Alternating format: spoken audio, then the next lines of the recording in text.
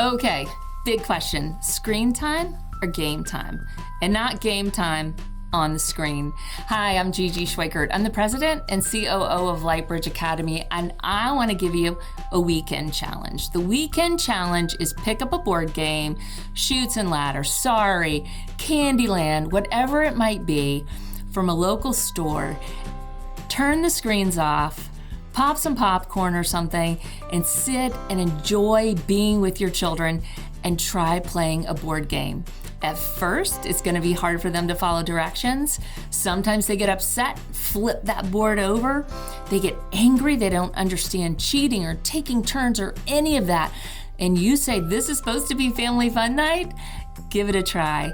So get those board games out and see if you can't have some family fun. Try that tip and see if it works.